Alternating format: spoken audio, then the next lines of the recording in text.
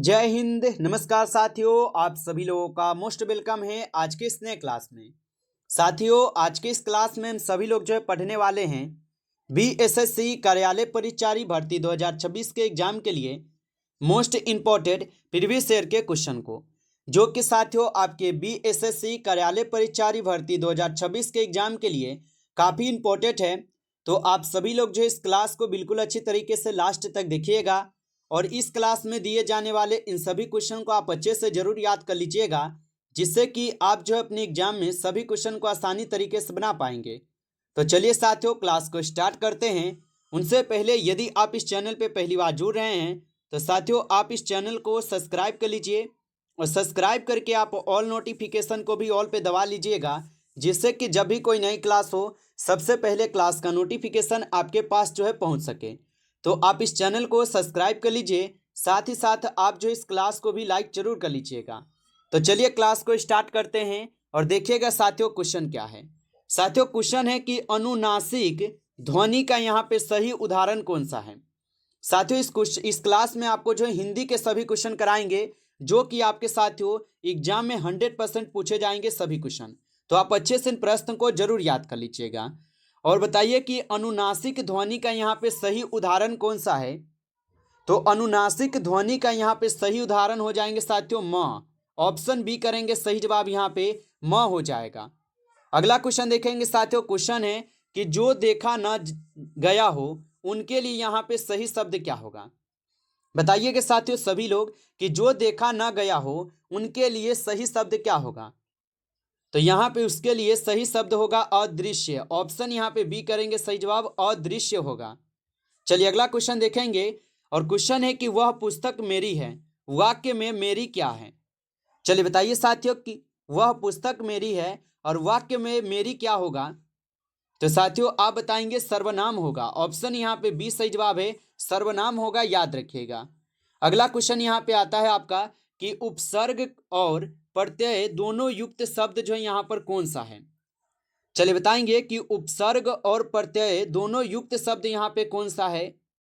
तो साथियों यहाँ पे आप सही जवाब कीजिए क्या होगा। तो यहाँ पे आप सही जवाब करेंगे निडरता। ऑप्शन यहाँ पे आप लोग का सही जवाब बी होगा, निडरता होगा। अगला प्रश्न है साथियों कि जो दूसरों का भला करता हो उनके लिए एक शब्द में बताइए। तो जो दूसरों का भला करता हो उनके लिए एक शब्द में क्या कहेंगे साथियों। तो उनके लिए एक शब्द में कहा जाएगा परमार्थी। ऑप्शन ए सही जवाब है, परमार्थी कहा जाएगा, याद रखेंगे। अगला क्वेश्चन है साथियों यहाँ पे कि राम से रावण जो है ना मारा गया, यह वाक्य है। बताइए साथियों, राम से रावण मारा गया, यह वाक्य क्या होगा साथियों। तो यहाँ पे आप सही जवाब जो है ऑप्शन बी करेंगे, कर्मवाच्य होगा ना। ऑप्शन बी सही जवाब है, कर्मवाच्य। आगे देखिए क्वेश्चन है आपका कि नीर शब्द का यहाँ पे पर्यायवाची कौन नहीं है। ये सभी क्वेश्चन साथियों काफी इंपॉर्टेंट और वीवीआई सेलेक्टेड क्वेश्चन लिए हैं, जो कि आपके पेपर में साथियों 100% देखने को आपको मिलेंगे। तो आप अच्छे से इन प्रश्न को जरूर याद कर लीजिएगा और बताइए कि नीर शब्द का पर्यायवाची कौन नहीं है।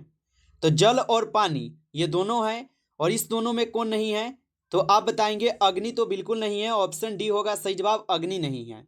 अगला क्वेश्चन देखिए, क्वेश्चन है कि जो कभी न मरे उसके लिए यहाँ पे सही शब्द है। तो जो कभी न मरे उसके लिए सही शब्द क्या होगा। तो उसके लिए सही शब्द होगा अमर होगा। ऑप्शन ए सही जवाब है, अमर होगा। चलिए आगे देखिए क्वेश्चन है आपका कि वह विद्यालय जाता है, यहाँ पे कौन सा काल है पहचानिए आप लोग।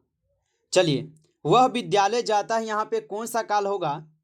तो वह विद्यालय जाता है ये वर्तमान सामान्य हो जाएंगे, वर्तमान। ऑप्शन सी सही जवाब है, वर्तमान काल हो जाएंगे, याद रखेंगे।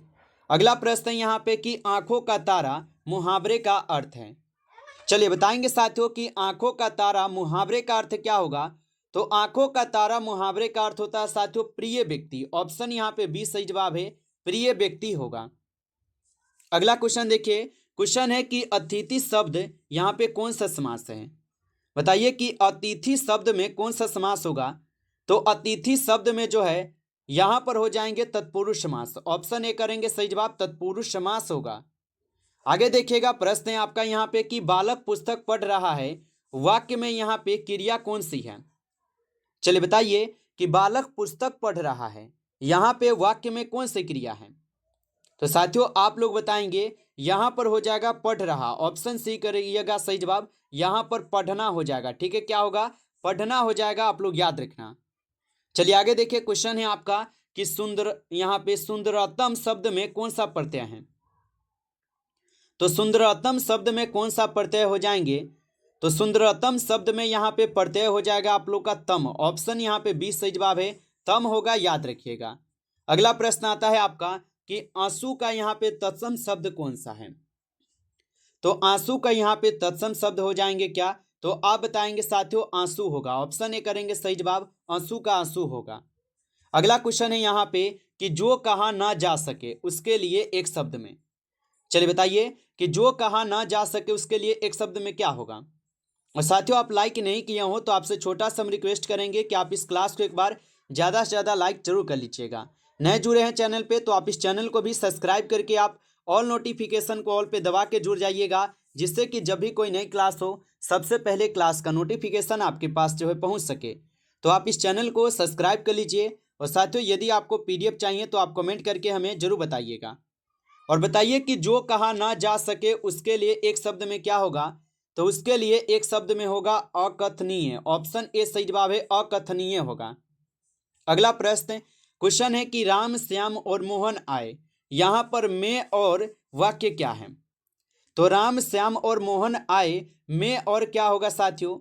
तो यहाँ पे आप बताएंगे, यह हो जाएंगे समुच्चय बोधक, ऑप्शन यहाँ पे आप लोग का सही जवाब है, समुच्चय बोधक हो जाएगा।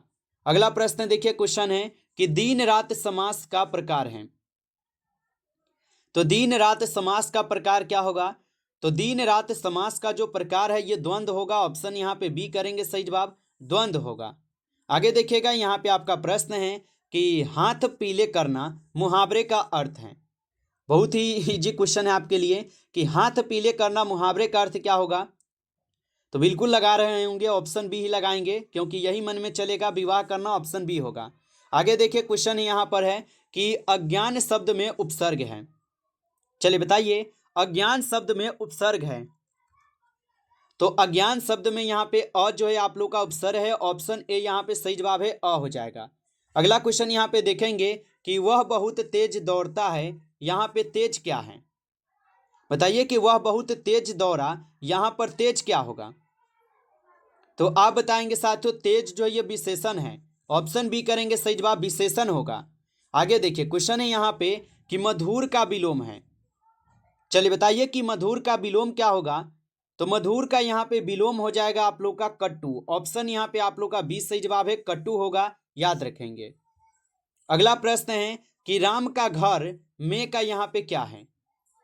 तो राम का घर में क्या होगा बताइए? तो राम के घर में यहाँ पे साथियों आप लोग बताएंगे संबोधक होगा ना, ऑप्शन सी सही जवाब है, ऑप्शन सी कीजिए। अगला क्वेश्चन देखिए, क्वेश्चन है आपका कि वह काम करके चला गया, यहाँ पर कौन जो है साथियों ये कौन कृतज्ञ है? तो वह कौन सा सॉरी वह काम करके चला गया, यह कौन सा कृतज्ञ है?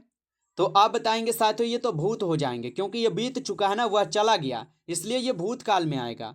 आगे देखिए, क्वेश्चन है यहाँ पर कि श्रवण का संधि विच्छेद है। बताइए साथियों, श्रवण का संधि विच्छेद क्या होगा? तो श्रवण का संधि विच्छेद होता है स्र जोड़ अन, ऑप्शन डी यहाँ पे सही जवाब होगा, याद रखेंगे। अगला क्वेश्चन देखेंगे साथियों, क्वेश्चन है कि जो सब जगह विद्यमान हो। बताइए कि जो सब जगह विद्यमान हो उसके लिए क्या होगा? तो जो सब जगह विद्यमान हो साथियों वह सर्वव्यापी कहलाता है, ऑप्शन बी आपका सही जवाब है, सर्वव्यापी। आगे देखिए, क्वेश्चन है यहाँ पे कि वह बोले बिना चला गया, यहाँ पर कौन सा वाक्य है? तो वह बोले बिना ही चला गया, यहाँ पर कौन सा वाक्य होगा? तो सरल वाक्य होगा, ऑप्शन ए सही जवाब है, सरल वाक्य होगा। आगे देखेंगे साथियों, क्वेश्चन है आपका कि पुस्तक शब्द में कौन सा वचन है? तो पुस्तक शब्द में साथियों कौन सा वचन होगा? तो पुस्तक शब्द में आप लोग का यहाँ पे बहुवचन हो जाएंगे, ऑप्शन सी सही जवाब है, बहुवचन। आगे देखिए, क्वेश्चन है आपका नारी शब्द का यहाँ पे भाववाचक संज्ञा रूप है।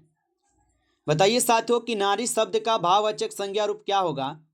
तो नारी शब्द का भाववाचक संज्ञा रूप होता है साथियों नारीत्व, ऑप्शन ए सही जवाब है, नारीत्व होता है। आगे देखेंगे, यहाँ पे प्रश्न है आपका कि जो डरता नहीं उसके लिए एक शब्द में, तो जो डरता नहीं उसके लिए एक शब्द में क्या होगा, तो उसके लिए एक शब्द में आप लोग बताएंगे क्या होगा, तो आप बताओगे उसके लिए नीडर होगा ना। ऑप्शन यहाँ पे बी सही जवाब है, नीडर होगा। चलिए आगे देखिए क्वेश्चन यहाँ पे कि कर्म प्रधान वाक्य कौन सा है।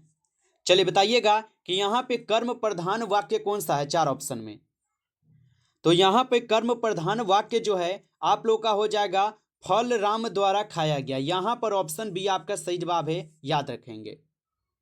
नमस्कार साथियों, इस क्लास में टॉप 30 क्वेश्चन थे जो कि हिंदी के काफ़ी इंपॉर्टेंट क्वेश्चन थे।